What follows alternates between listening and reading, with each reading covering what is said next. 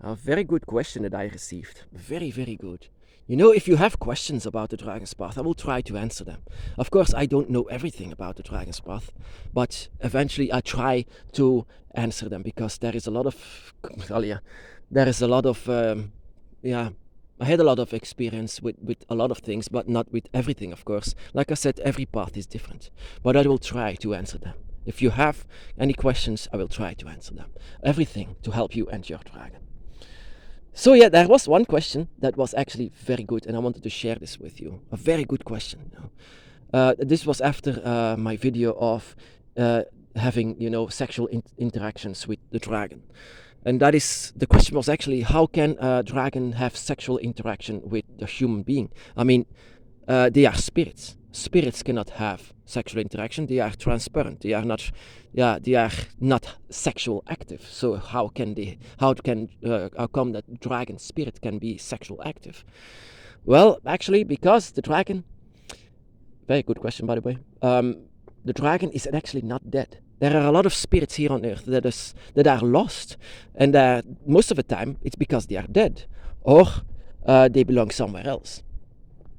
They actually belong somewhere. That is what spirits actually are. They don't belong here, so they should be somewhere else. Just like the dragon doesn't belong here. But the thing is, the dragon is not dead. The dragon is still alive, and the dragon still has their body. How can this work? Because the dragon, from the dragon realm, from the fifth gate, is actually trying to search you down. The dragon is a traveler. The dragon can feel you because of your dragon eye. They have a connection with you that is naturally born. And what the dragon is actually doing is to astral project to you. Astral project is going out of your body, but they still have a body. And that is what the dragon is. When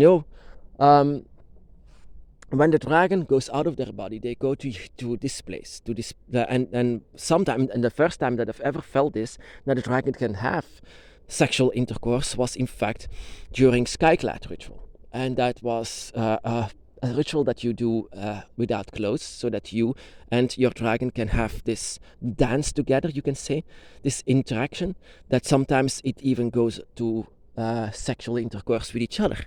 That is actually very nice, but yeah, but it's actually also very, very powerful and even magical, you can say, because this opens gates, a lot of gates, and when they do, they try to have their body at that moment with them, so their body comes with them here on Earth, so that they can be sexually active, so that they can that you will feel it whenever they are there.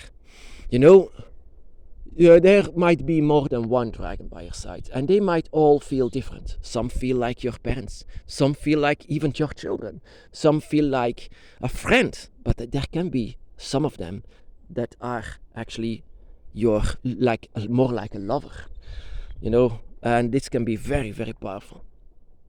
And that is also as well what actually this is actually the answer to the question. This is because the dragon is not dead.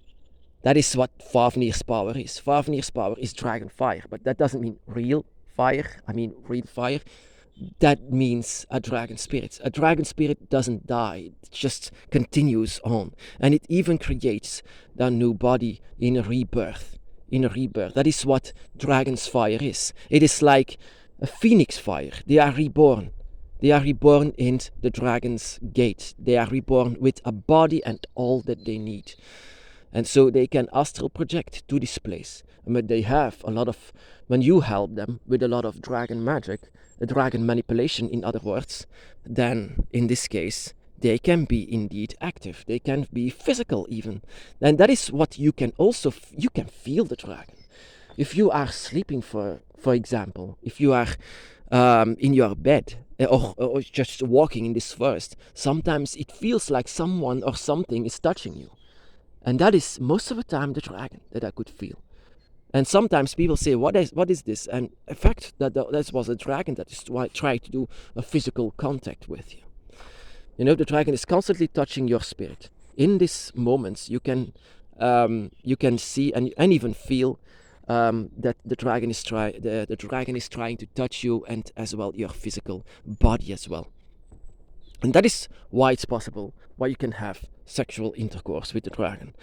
That is why it's possible. In fact, that is not something to laugh at. This is actually very, very serious. This is a moment of intercourse. You know, sexual actions with draconic energy is very, very powerful. Very powerful. It's extreme magic. It's extreme manipulation. It's just an opening. That is why the dragon can have their body at that moment. It's so strong that they can have their body at that moment back. So, question, this is how I interpret this. If you have a question like this, I try to have in my own experiences. I try to search down for it, even in my book of Dragon Shadows, what I learned from this. And this is what I learned, why the dragon can have sexual intercourse with us. So my brothers and sisters, be blessed.